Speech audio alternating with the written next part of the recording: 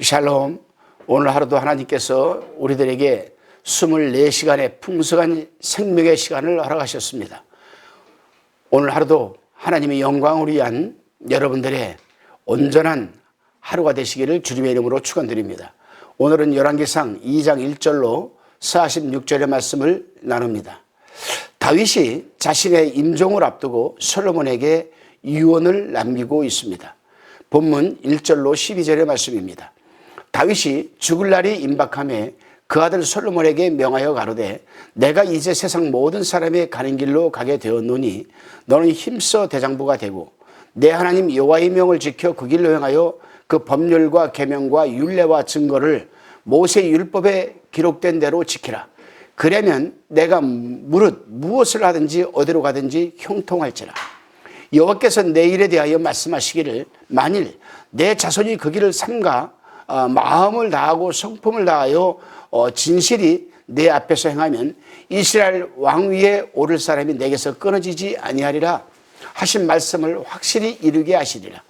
수레의 아들 요압이 내게 행한 일 곧 이스라엘 군대의 두 장관 네리 아들 아브넬과 에델의 아들 아마사에게 행한 일을 내가 알거니와 저가 저희를 죽여 태평시대에 전쟁의 피를 흘리고 전쟁의 피로 자기의 허리에 띈 띠와 발에 신은 신에 묻혔으니 내 지혜대로 행하여 그 백발로 평안히 음부에 내려가지 못하게 하라. 마땅히 길랏 바실레의 아들들에게 은총을 베풀어 저희로 내 상에서 먹는 자 중에 참여하게 하라. 내가 내 형 압살롬의 낯을 피하여 도망할 때에 저희가 내게 나왔었느니라. 바울인 베냐민 사람 게레의 아들 시므이가 너와 함께 있나니 저는 내가 마하나임으로 갈 때에 독한 말로 나를 저주하였느니라. 그러나 저가 요단에 내려와서 나를 영접하기로 내가 여호와를 가리켜 맹세하여 이르기를 내가 칼로 너를 죽이지 아니하리라 하였노라. 그러나 저를 무죄한 자로 여기지 말지어다. 너는 지혜 있는 사람인즉 저에게 행할 일을 알지니 그 백발의 피를 흘려 저로 음부에 내려가게 하라. 다윗이 그 열조와 함께 누워 자서 다윗성에 장사되니 다윗이 이스라엘 왕이 된 지 40년이라. 헤브론에서 7년을 치리하였고 예루살렘에서 33년을 치리하였더라. 솔로몬이 그 아비 다윗이 위에 앉으니 그 나라가 심히 견고하니라. 다윗은 솔로몬에게 힘써 대장부가 되고 내 하나님 여호와의 명을 지켜 그 길로 행하면 너는 물론이고 내 후손들도 형통케 될 것이라고 지금 말하고 있습니다.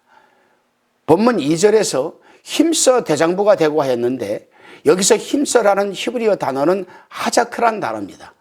이 하자크라는 단어는 강하게 되라는 뜻입니다.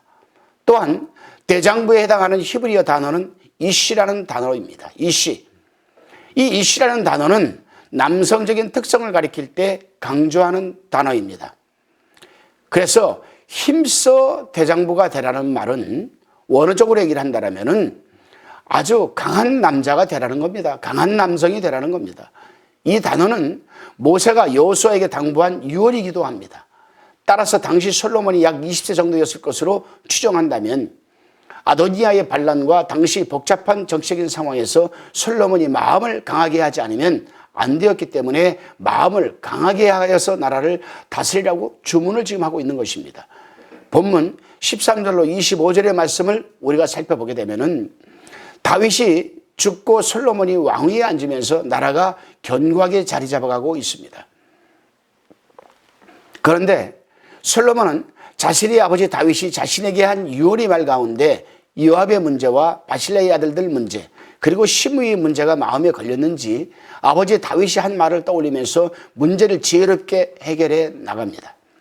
그 가운데서도 왕이 찬탈을 꾀하고서도 여전히 회개하지 아니한 채 음흉한 마음을 품고 있는 아도니아를 먼저 제거합니다.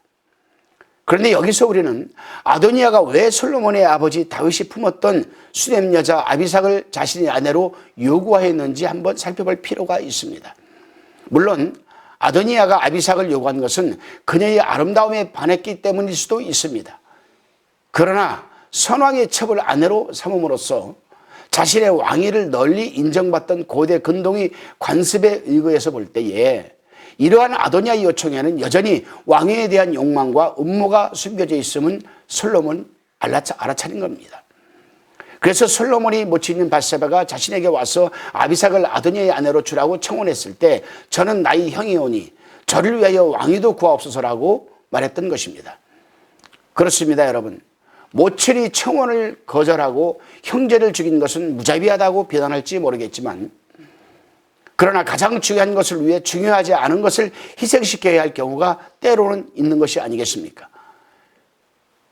그러기에 솔로몬이 붙인 다윗은 솔로몬에게 강한 대장부가 되라고 주문을 했던 것입니다.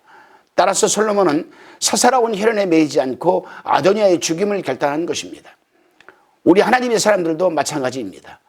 무슨 일이든지 하나님과 관련하여 우선순위를 철저하게 지켜서 생활을 해야 하는 것입니다.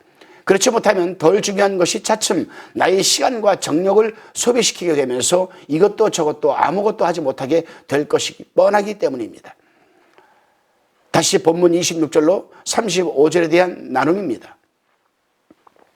솔로몬이 아도니아 문제를 해결한 데 있어서 아도니아의 반역 사건에 가담하였던 동조자 아비아달과 요압의 문제에 대해서도 솔로몬은 해결을 합니다. 먼저 솔로몬은 아비아달에 대하여 제사장 직분을 박탈하고 그의 고향인 아나돗으로 추방해버립니다. 그런데 이것은 일찍이 하나님께서 엘리 가문에 대하여 말하셨던 예언이 성취가 되는 순간으로서 하나님께서는 엘리 가문의 죄악과 관련하여 그 가문의 제사장직을 폐하고 새로운 제사장을 세우라고 하셨는데, 이제 아비아달이 파면되고 사독 가문이 제사장직을 수행하게 되었으니 하나님의 말씀이 그대로 이루어진 것입니다. 그렇습니다, 여러분. 우리 하나님의 일꾼들은 하나님이 부르시는 그날까지 열심히 충성스럽게 맡은 바 사명을 수행해야지 실컷 쓰임받다가 버림받아서는 안 될 것입니다.